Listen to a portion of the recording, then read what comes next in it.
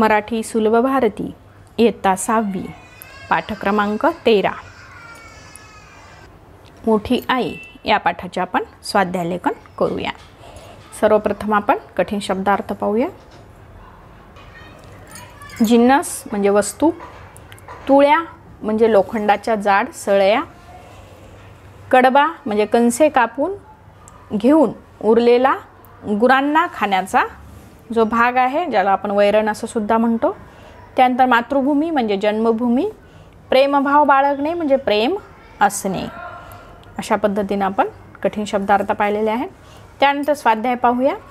स्वाध्यायामध्ये पहिला प्रश्न जो आहे, 1-2 वाक्यात उत्तरे लिहा। घर बांधण्यासाठी कोणकोणत्या वस्तू लागतात याचं उत्तर आपल्याला लिहायचं आहे। घर बांधण्यासाठी दगड, माती, विटा, चुना आणि लाकूड, तसेच लाकडांचे खांब, दारे, खिडक्या, दारांच्या कड्या, तुळ्या व लोखंडी बिजागऱ्या इत्यादी वस्तू लागतात। घर बांधकाम करण्यासाठी आपल्याला ग्रामीण भागामध्ये दगड लागतो, माती लागते, विटा लागतात, चुना लागतो, तसेच लाकूड लागते, कारण लाकडाशिवाय आपण घर बांधकाम करू शकत नाही। तर लाकडाचे जे खांब असतात ते खांबही लागतात, दारे लागतात, खिडक्या लागतात, दारांच्या कड्या लागतात, तुळ्या जे लोखंडाच्या मोठ्या मोठ्या सळया असतात त्याला आपण तुळ्या म्हणतो, आणि लोखंडी बिजागऱ्या म्हणजे जे आपलं दार आणि चौकट आहे यांना जोडण्यासाठी ज्या लोखंडी वस्तूंनी आपण त्या दोघांना कनेक्ट करतो त्याला आपण बिजागऱ्या असं म्हणतो। तर या बिजागऱ्या ज्या आहेत, ज्याला आपण हिंज असं म्हणतो इंग्लिशमधून, किंवा सायन्समध्ये सुद्धा त्याला हिंज म्हणतात, तर ते हिंज आपल्याला काय लागतं, घर बांधकामासाठी लागतं। त्यानंतर नेक्स्ट प्रश्न आहे, जमिनीच्या पोटात कोणकोणती खनिजे सापडतात? पोटात म्हणजे जमिनीच्या भूगर्भामध्ये, भूगर्भात खाले, जमिनीच्या खाले। तर जमिनीच्या पोटात आपल्याला चांदी सापडते, रुपे, तांबे, कथील, सोने, लोखंड आणि दगडी कोळसा, तसेच रॉकेल सुद्धा आपल्याला जमिनीच्या खाली सापडतं, जमिनीच्या पोटात सापडतं। प्रश्न तिसरा आहे, कारखान्यात धातूपासून कोणकोणत्या वस्तू तयार होतात? कारखान्यात धातूपासून लोखंडी खुर्च्या, धातू म्हणजे आता लोखंडी धातू, लोखंड धातू यापासून आपल्याला लोखंडी खुर्च्या मिळतात, पलंग मिळतो, सुया मिळतात, टाचण्या मिळतात, चाकू मिळतो, कात्र्या मिळतात, त्यानंतर गुंड्या, काचेचे सामान, ते काचेचे सामान जे आहेत ते काच या वस्तूपासून मिळतात, मोटारी, आगगाड्या, विमाने इत्यादी वस्तू आपल्याला कारखान्यामध्ये तयार करता येतात। तर कारखान्यामध्ये धातूपासून आपण कुठल्या कुठल्या वस्तू बनवतो ते आपण पाहिलेलं आहे। त्यानंतर चुना कशापासून तयार करतात? तर जमिनीत असणाऱ्या चुनखडीच्या खडकापासून चुना तयार करतात। जमिनीमध्ये जो चुनखडीचा खडक असतो त्यापासून आपल्याला चुना तयार करता येतो। त्यानंतर नेक्स्ट प्रश्न आहे, लेखिकेच्या मते मातृभूमीबद्दल प्रेमभाव का बाळगावा? म्हणजे मातृभूमी म्हणजे आपली मायभूमी, ज्याला आपण भूमाता सुद्धा म्हणतो, तिच्याबद्दल आपल्याला प्रेम का असावं, प्रेम का बाळगावं आपण, त्याचं कारण आपण लिहू शकतो। मातृभूमी आपल्याला अन्न देते, वस्त्र देते, निवारा देते, तसेच आपल्याला दागिने तयार करता येतात मातृभूमीतून मिळालेल्या वस्तूतून, म्हणजेच सोनं आहे, चांदी आहे, रुपे आहे। त्यानंतर भांडीकुंडी बनवता येतात, म्हणजे लोखंड आहे, तांबे आहे, कथील आहे, पाटी पेन्सिल बनवता येते। म्हणजे या सगळ्या वस्तू आपल्याला कुणापासून मिळतात? मातृभूमीपासून मिळतात। आपले पालनपोषण सुद्धा कोण करते? मातृभूमीच करते। म्हणजे प्रत्येक अन्नाचा घटक जो आहे तो आपल्याला मातृभूमीतून मिळतो, आणि म्हणून लेखिकेला वाटतं की आपण मातृभूमीबद्दल काय बाळगायला पाहिजे? प्रेमभाव बाळगायला पाहिजे। त्यानंतर नेक्स्ट क्वेश्चन आहे, तुम्ही खात असलेल्या अन्नपदार्थातील कोणकोणत्या वस्तू जमिनीकडून मिळतात त्यांची काय करा, यादी बनवा। बऱ्याचशा वस्तू आहेत ज्या आपल्याला जमिनीतून मिळतात, त्याच्यातल्या मी काही वस्तू इथं लिहिलेल्या आहेत, तुम्ही यामध्ये ॲड करू शकता। तुम्हाला ज्या अजून वस्तू ॲड करायच्या आहेत त्या, गव्हाची पोळी, जोंधळ्याची भाकरी, तांदळाचा भात, मुगाची डाळ, तुरीची डाळ, उडीद डाळ, त्यानंतर चणा डाळ इत्यादी सर्व प्रकारच्या डाळी, भाजीपाला, तसेच इतर अन्न हे सर्व वस्तू आपल्याला जमिनीकडून मिळतात. नेक्स्ट क्वेश्चन आहे, आपल्या मातृभूमीबद्दल प्रेमभाव का बाळगावा हे तुमच्या शब्दात लिहा. आता मातृभूमीबद्दल प्रेमभाव बाळगावा हे आपण पाहिलेलं आधी एक प्रश्न, पण हे तुम्हाला तुमच्या शब्दात लिहायचं आहे. मी माझ्या शब्दात लिहिलेलं आहे. याच्यात तुम्ही अजून चेंज करू शकता, कारण हे स्वमतावर आधारित प्रश्न आहे. तुम्हाला स्वतःचं मत इथं एक्सप्रेस करायचं आहे. अन्न, वस्त्र, निवारा या मानवाच्या मूलभूत गरजा मातृभूमी भागवते. माणसाचे पालनपोषण करते. माणसाला लागणारी प्रत्येक वस्तू मातृभूमीच पुरवते. आपण मातृभूमीचे ऋणी आहोत. ती आपली मोठी आईच आहे. म्हणून मातृभूमीबद्दल आपण काय करावं, प्रेमभाव बाळगायला पाहिजे. मोठी आईसाठी पाठात वापरले गेलेले शब्द शोधा व लिहा. मातृभूमी, मायभूमी, जमीन, माती. आणखी आपण लिहू शकतो भूमाता. भूमाता सुद्धा आपल्याला मातृभूमीबद्दलच मिळालेला शब्द आहे. इत्यादी शब्द मोठी आईसाठी पाठात वापरलेले आहेत.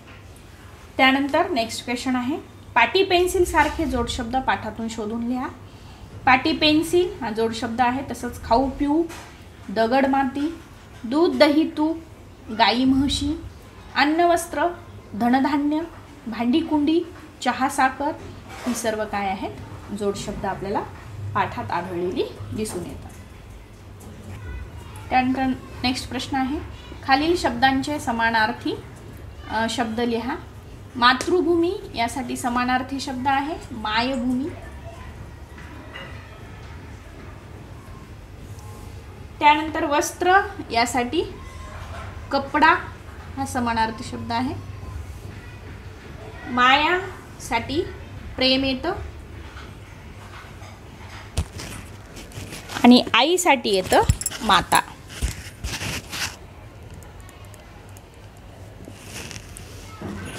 नेक्स्ट प्रश्न आहे, हे शब्द असेच लिहा.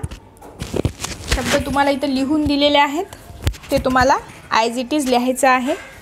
ॲज इट इज याच्यासाठी लिहायचं आहे की हे शब्द थोडे कठीण आहेत लिहिण्यासाठी.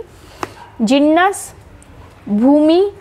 आता इथं भू जे आहे, भूमी, रॉकेल, निर्माण, प्रचंड, प्रत्येक, खुर्च्या, कात्र्या, गुंड्या, तुळ्या, गोष्ट, उत्पन्न, कृपेने, वस्त्र, मातृभूमी, कड्या, म्हशी, अन्न, पेन्सिल, प्रेमभाव, टाचण्या, साऱ्या, धनधान्य, द्राक्ष. आता ही सर्व जोड शब्द आहेत. जोड शब्द म्हणजे कुठला तरी एक शब्द दुसऱ्या शब्दाशी जोडून आलेला आहे, अशा शब्दाला आपण मराठीमध्ये जोड शब्द म्हणतो. आणि हे जोड शब्द आपल्याला करेक्ट लिहिता यावं यासाठी जसेच्या तसे हे शब्द तुम्हाला वहीमध्ये लिहून काढायची आहेत. त्यानंतर नेक्स्ट क्वेश्चन आहे, खालील पदार्थ कशापासून बनतात ते लिहा. आपल्याला इथं काही पदार्थ दिलेले आहेत, ते पदार्थ नेमकं कशापासून बनतात ते लिहायचं आहे. उदाहरण दिलेलं आहे साखर. साखर जे आहे ते आपल्याला कशापासून मिळते, ऊसापासून मिळते. ऊस या म्हणजे जे काही आपलं धान्य हे आहे शेतामध्ये पिकणारं पीक आहे, त्या पिकापासून आपल्याला साखर मिळते. त्यानंतर फुटाणे कशापासून मिळतात ते लिहायचं आहे आपल्याला. चना डाळ जी असते, चना, त्या चनापासून आपल्याला फुटाणे मिळतात. त्यानंतर मनुके. मनुके माहितीत आपल्याला द्राक्षापासून मिळतात. द्राक्षाला आपण वाळवलं की त्याचे मनुके तयार होतात. त्यानंतर भाकरी. भाकरी जी आहे ती भाकरी खूप वेगवेगळ्या प्रकारची भाकरी असते. ज्वारीची भाकरी, बाजरीची भाकरी असते, नाचणीची भाकरी असते. चपाती. चपाती आपल्याला मिळते गव्हापासनं, म्हणजे गहू या पदार्थापासून आपण चपाती बनवतो. त्यानंतर वेफर्स. वेफर्स जे आहेत ते आपण आलूपासून म्हणजे बटाटापासून बनवतो. सॉस हा टोमॅटोपासून बनवतो. आता हे सगळे जे आहेत ते शेतात पिकणाऱ्या वस्तू आहेत. बटाटा, टोमॅटो, गहू, ज्वारी, नाचणी, द्राक्ष, चना, ह्या सगळ्या आपल्याला शेतात किंवा भूमीमध्ये किंवा जमिनीमध्ये मिळणाऱ्या वस्तू आहेत. सरबत कशापासून मिळतं आपल्याला? सरबत हे आपण वेगवेगळ्या वस्तूचं बनवू शकतो. लिंबाचं असतं, लिंबू, त्यानंतर संत्री, मोसंबी, जे आंबट फळं असतात त्याचं आपण सरबत बनवतो. त्यामध्ये साखर मीठ टाकून आपण सुंदर असं सरबत बनवतो. त्यानंतर चिकी, चिकीसाठी आपण गूळ आणि शेंगदाणे वापरतो. अशा पद्धतीने आपण दिलेले पदार्थ कशापासून बनतात ते आपण लिहिलेलं आहे. त्यानंतर नवा प्रश्न जो आहे, खालील शब्दांचे अनेक वचन लिहा. आता अनेक वचन लिहित असताना आपल्याला लक्षात घ्यायचं आहे, एक वचनात दिलेली वस्तू आहे ती आपल्याला अनेक वचनी लिहायचं आहे. पहिली वस्तू आहे तुळई. आता तुळई ही जी वस्तू आहे ती एक आहे, पण आपण त्यात अनेक तुळई आपल्याला म्हणायचं आहे, लिहायचं आहे, तर त्याला आपण म्हणू शकतो तुळया. तुळया. त्यानंतर बिजागरी, बिजागऱ्या. झाड, झाडे. दागिना, दागिने. हे अनेक वचन आहेत. कवट, कवटचं अनेक वचन येतं कवठे, कवठे. आणि माती, मातीचं अनेक वचन मातीच येतं, कारण एक वचनातही आपण मातीच म्हणतो आणि अनेक वचनातही मातीच म्हणतो. त्यानंतर 10वा प्रश्न आहे, खालील तक्ता पूर्ण करा. तर खालील तक्ता पूर्ण करताना आपल्याला काही इथं कॉलम दिलेले आहेत. त्या कॉलममध्ये आपल्याला त्या वस्तूंची नावं लिहायची आहेत आणि तक्ता पूर्ण करायचा आहे. मनुष्याचे खाद्य. आता मनुष्य काय काय खातो, म्हणजे आपण काय काय खातो थोडक्यात ते लिहायचं आहे. आपण पोळी खातो, त्यानंतर भाकरी खातो, आपण भात खातो, त्यानंतर भाज्या,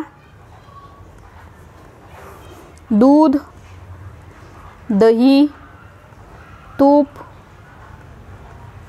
आणि आता इतर अन्न. इतर अन्न म्हणजे त्याच्यामध्ये उरलेले सगळं अन्न घटक आले लक्षात. त्यानंतर घर बांधणीला उपयुक्त वस्तू. आपण घर बांधणी पाठामध्ये पण अभ्यास केलेला आहे याचा. घर बांधणीसाठी काय काय लागतं माहिती आहे आपल्याला. दगड लागते, माती लागते, विटा लागतात, चुना लागते, लाकूड, लोखंड,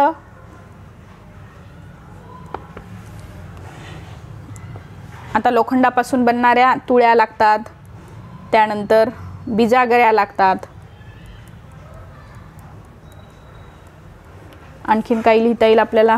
तुळया, बिजागऱ्या, पुन्हा दाराच्या कड्या, खिडक्या, या सगळ्या वस्तू आपल्याला घर बांधणीसाठी उपयुक्त आहेत. त्यानंतर आपल्याला विविध खनिजे लिहायचं आहे. खनिजे म्हणजे जे जमिनीच्या पोटात सापडतात, ज्याला आपण भूगर्भात सापडणे असं म्हणतो. तर खनिजे आहेत सोने, चांदी, तांबे, ज्याला आपण मिनरल्स म्हणतो इंग्रजीमध्ये, कथील, रुपे, लोखंड, दगडी कोळसा, ही सगळी काय आहेत, खनिजे आहेत. त्यानंतर प्राण्यांचे खाद्य. प्राणी काय काय खातात. प्राणी नंबर 1 गवत खाते. त्यानंतर कडबा, ज्याला आपण वैरण सुद्धा म्हणतो, वैरण, चारा पण म्हणता येईल आपल्याला, आणि फळे सुद्धा खातात प्राणी. आलं लक्षात. त्यानंतर नेक्स्ट प्रश्न आहे, शेतात पीक यावे म्हणून शेतकरी कोणकोणती कामे करतो त्या कामाची यादी करा. आता शेतात पीक यावे म्हणजे थोडक्यात काय, आपण जमिनीमध्ये पेरल्यानंतर त्याचं धान्यामध्ये रूपांतर होतं. तर ते पेरणे आणि रास होणे यामध्ये जी काही प्रक्रिया करावी लागते, शेतकऱ्याला जे काही कामं करावी लागतात, ती कामं नेमकी कोणकोणती करावी लागतात ते आपल्याला इथे लिहायचं आहे. आधी आपल्याला काय करावी लागते, नांगरणी करावी लागते. जमीन आपण नांगरून घ्यावी लागते, नांगरणी. त्यानंतर वखरणी,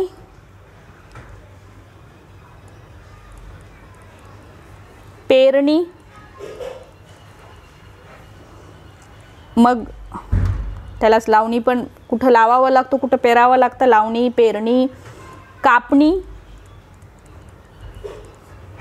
निंदणी असे कामं शेतामध्ये करावे लागतात. निंदणी इत्यादी कामे शेतात करावे लागतात.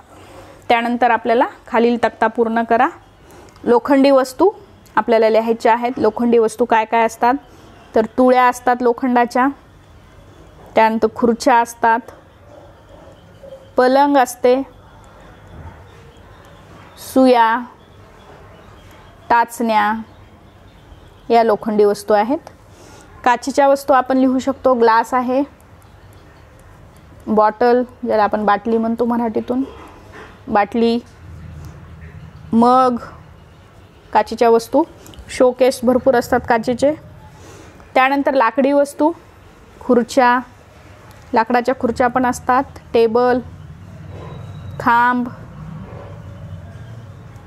इत्यादी वस्तू असतात लाकडी. आणि मातीच्या वस्तू मडके, गडू या मातीच्या वस्तू आहेत. त्यानंतर 13वा प्रश्न आहे, जमिनीच्या खाली येणारी पिके व जमिनीच्या वर येणारी पिके यांची माहिती करून घ्या, त्यांची यादी बनवा. आता जमिनीच्या खाली येणारी पिके म्हणजे जी जमिनीच्या खाली लागतात, आपल्याला डोळ्यांनी दिसत नाही, वर आपल्याला फक्त काय दिसते, रोपटं दिसतं, पण खाली त्याला फळं लागलेली असतात. तर जमिनीच्या खाली येणारी जी पिके आहेत ती नंबर 1 आहे बटाटा जो आहे जमिनीच्या खाली येतो. त्यानंतर कांदा जमिनीच्या खाली येतो. मुळा, बटाटा, कांदा, मुळा, गाजर, त्यानंतर रताळे हे काय येतात जमिनीच्या खाली येतात. अजून बऱ्याच वस्तू आहेत ज्या जमिनीच्या खाली येतात. त्यानंतर जमिनीच्या वर येणाऱ्या वस्तू आहेत त्या तुम्ही ॲड करू शकता. जमिनीच्या वर येणाऱ्या वस्तू आहेत टोमॅटो, ज्वारी, बाजरी, गहू, तांदूळ, आणखीन बऱ्याचशा वस्तू आहेत ज्या जमिनीच्या वर येतात त्या तुम्ही इथे लिहू शकता. मी उदाहरणादाखल तुम्हाला एक 4-5 वस्तू लिहून दाखवलेल्या आहेत. नेक्स्ट आहे प्रश्न 14वा, खालील वस्तूपासून तुमच्या घरी कोणकोणते पदार्थ तयार केले जातात याविषयी आपसात गप्पा मारा. चर्चा करायची आहे तुम्हाला मित्रांमध्ये. साखरेपासून आपण मिठाई बनवू शकतो, साखरेपासून शिरा, साखरेपासून चहा, साखरेपासून खीर बनवता येते आपल्याला. साखरेचे जे पदार्थ आहेत ज्याच्यामध्ये आपल्याला साखर घालावीच लागते ते पदार्थ इथं आपल्याला लिहिलेले आढळतात, ते लिहायचे आहेत आपल्याला. तसेच आता इथं दिलेला आहे बटाटा. आता बटाटा वापरून तयार होणारे पदार्थ आपण कोणते कोणते करू शकतो. बटाट्याची भाजी करू शकतो, बटाटा भाजी. त्यानंतर आपण करू शकतो बटाट्याचे वेफर्स, बटाट्याची आपल्याला भजी करता येतात, बटाट्याचे आपल्याला वडे तयार करता येतात. त्यानंतर उडीदपासून आपण डाळ तयार करतो उडदाची. त्यानंतर पापड तयार करतो. त्यानंतर इडली तयार करतो, इडली, डोसा हे सगळे आपण उडदाची डाळ घालूनच बनवतो. त्यानंतर टमाटापासून आपण भाजी तयार करतो, टमाट्याचा आपण सॉस तयार करतो, टोमॅटोचा आपण ज्यूस किंवा टोमॅटोची आपण प्युरी तयार करतो, ज्यूस, टोमॅटो ज्यूस किंवा सरबतही म्हणू शकतो आपण त्याला, सरबत. आणखीन काही पदार्थ तुम्हाला लिहिता येतात ते तुम्ही लिहू शकता. मोठ्या आईपासून प्राप्त होणाऱ्या गोष्टी लिहून पुढील आकृती पूर्ण करा. मोठी आई इथं आपल्याला मध्ये दिलेलं आहे चौकोनामध्ये, आणि त्या मोठ्या आईपासून आपल्याला काय काय मिळतं ते आपल्याला काय करायचं आहे, लिहायचं आहे. इथं लिहून दाखवलेलं आहे. मोठ्या आईपासून आपल्याला घर मिळतं, मोठ्या आईपासून आपल्याला कपडे मिळतात. त्यानंतर मोठ्या आईपासून आपल्याला अन्न मिळतं, महत्त्वाचा घटक आहे जो आपल्यासाठी. त्यानंतर मोठ्या आईपासून आपल्याला भांडी कुंडी मिळतात. मोठ्या आईपासून आपल्याला काचेचं सामान भेटतं, कपडे भेटतात मोठ्या आईपासून. मोठ्या आईपासून आपल्याला लाकूड भेटतं. त्यानंतर खनिजे भेटतात महत्त्वाचं म्हणजे, आणि मोठ्या आईपासून आपल्याला मोटारी सुद्धा भेटतात. अशा पद्धतीनं मोठ्या आईपासून आपल्याला प्राप्त होणाऱ्या गोष्टी आपण इथे लिहिलेल्या आहेत. त्यानंतर तुम्हाला इथे एक उपक्रम दिलेला आहे. आई मातृभूमी या विषयावरील कवितांचा संग्रह करून त्या कवितांचे वर्गात वाचन करा. हा उपक्रम आहे. आईविषयी मातृभूमीविषयी कविता मिळवा आणि त्याचं वर्गामध्ये वाचन करा. प्रकल्पन दिलेला आहे. तर शिक्षक किंवा पालकांच्या मदतीने जवळच्या शेताला भेट द्या. शेतात येणाऱ्या विविध पिकांचे निरीक्षण करून शेतातील अन्नधान्याबद्दल माहिती मिळवा. या गोष्टी आपल्याला तुम्हाला प्रकल्प या ह्याच्या अंतर्गत काम करायचं आहे. प्रकल्प तयार करायचा आहे.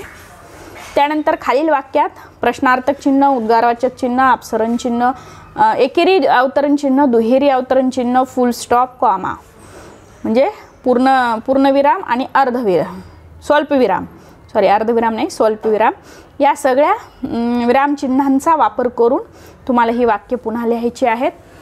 विरामचिन्हांचा वापर कसा करावा हे जर तुम्हाला येत नसेल तर त्यासाठी आपण आपल्या चॅनलवरती सेपरेट व्हिडिओ बनवलेला आहे विरामचिन्हे. तो व्हिडिओ तुम्ही पहा, मग तुम्हाला समजेल कुठलं विरामचिन्ह कुठे वापरायचं. तर पहिलं वाक्य आहे, आवडले का तुला पुस्तक, आई म्हणाली. आता इथं आवडले का तुला पुस्तक, आई म्हणाली या वाक्यामध्ये तुम्हाला हे वरील दिलेले विरामचिन्हे काय करायचे आहेत, वापरायचे आहेत. सुरुवातीला तुम्हाला प्रश्न पडला म्हणजे प्रश्न लक्षात आला असेल, आवडले का तुला पुस्तक, म्हणजे हा काय दिसतोय आपल्याला, प्रश्न दिसतोय, प्रश्नार्थक वाक्य दिसतंय. आणि कोण म्हणाली, हे आई म्हणाली, म्हणजे आपल्याला याला अवतरण चिन्ह टाकावं लागेल. अवतरण चिन्ह लिहायचं. असं अवतरण चिन्ह लिहिल्यानंतर पुस्तक झाली की आपल्याला क्वेश्चन मार्क द्यायचं आहे, म्हणजे प्रश्नार्थक चिन्ह द्यायचं आणि अवतरण चिन्ह बंद करायचं, कारण हे आईच्या तोंडचे वाक्य आहेत म्हणून आपल्याला याला अवतरण चिन्हात लिहायचं आहे. आई म्हणाली, पूर्णविराम द्यायचं. आलं लक्षात. त्यानंतर दुसरं वाक्य आहे, तो प्रामाणिक आहे, बाबांनी सांगितले. आता हे बाबांनी सांगितले हे दुसऱ्याच्या तोंडचं वाक्य आहे. जर बाबाच्याच तोंडचं वाक्य असतं तर आपण दुहेरी अवतरण चिन्ह वापरलं असतं, पण बाबांनी सांगितले हे कोणीतरी तिसरा व्यक्ती सांगत आहे, तो प्रामाणिक आहे. म्हणजेच इथं आपल्याला एकेरी अवतरण चिन्ह वापरावं लागेल, तो प्रामाणिक आहे. इथं कॉमा द्यायचं, बाबांनी सांगितले, पूर्णविराम द्यायचं. त्यानंतर नेक्स्ट आहे, गणू म्हणाला, अगं आई उद्या सुट्टी आहे, असे दिनूने सांगितले म्हणून मी शाळेत गेलो नाही. आता पहा हे वाक्य, गणू म्हणाला म्हणजे इथं आपल्याला काय करावं लागेल, अवतरण चिन्ह द्यावं लागेल. अवतरण चिन्हामध्ये लिहायचंय अगं आई म्हणून म्हणल्यानंतर इथं आपल्याला स्वल्पविराम द्यावा लागेल. उद्या सुट्टी आहे, उद्या सुट्टी आहे असे दिनूने सांगितले. आहे असे इथं सुद्धा आपल्याला कॉमा द्यावा लागेल. दिनूने सांगितले, परत वाक्य आपलं इथं अर्धवटच राहिले आणि म्हणून इथं अर्ध विराम द्यायचा आहे. म्हणून मी शाळेत गेलो नाही, म्हणून इथं आपण काय करायचं आहे, अवतरण चिन्ह बंद करायचं आणि पूर्णविराम द्यायचं. आलं लक्षात. त्यानंतर नेक्स्ट आहे, तुला लाडू आवडतो का. आता इथे सरळ सरळ काय आहे, प्रश्न विचारलेला आहे म्हणजे प्रश्नार्थक वाक्य आहे. तुला लाडू आवडतो का, मग प्रश्नार्थक चिन्ह द्यायचं. त्यानंतर माझे काका मुंबईला राहतात, हे सरळ सरळ वाक्य आहे त्याच्यामुळे इथं शेवटी काय येईल, फुल स्टॉप येईल, पूर्णविराम येईल. मधू, राजा, रजिया व मारिया गप्पा मारत बसले. आता मधू, राजा, आता हे सगळे मित्रमैत्रिणी आहेत.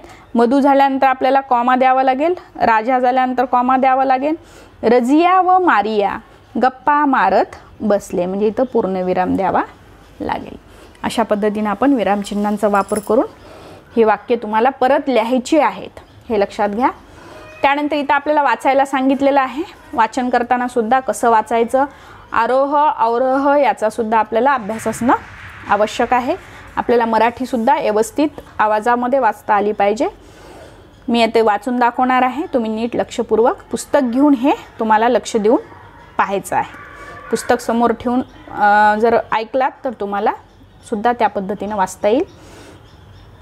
दिनेशने सोसायटीत प्रवेश केला. सोसायटीच्या प्रवेशद्वाराजवळ लावलेल्या फळ्यावर स्विचार लिहिला होता. प्रत्येक मानवाची गरज पूर्ण करण्यास निसर्ग समर्थ आहे, पण कोणतीही हाव नाही. दिनेश विचार करू लागला. या सुविचारातून निसर्गाचे किती वास्तव स्वरूप दाखवले आहे. निसर्गातील प्रत्येक घटकाला देणे माहीत आहे, घेणे नाही. झाडे, वेली, पाने, फुले, नद्या, पर्वत, डोंगर, पशु, पक्षी, माती, चंद्र, सूर्य, तारे. निसर्गातील असे अनेक घटक आपले जीवन सुखकर व्हावे म्हणून मदतीला असतात. आपल्याला निसर्गाला काही देता आले नाही तर देऊ नये, पण त्याच्याकडून काही ओरबडून घेऊ नये. निसर्ग आपला मित्र आहे, आपण त्याचे मित्र का बनवू नये. अशा पद्धतीने आपण दिलेल्या पॅरेग्राफ्सचं आपण वाचन केलेलं आहे. आपण मोठी आई या पाठाचा स्वाध्यायलेखन इथे पूर्ण करत आहोत. व्हिडिओ आवडल्यास व्हिडिओला नक्कीच लाईक करा, शेअर करा आणि नवनवीन व्हिडिओसाठी चॅनलला सबस्क्राईब करा. थँक्यू.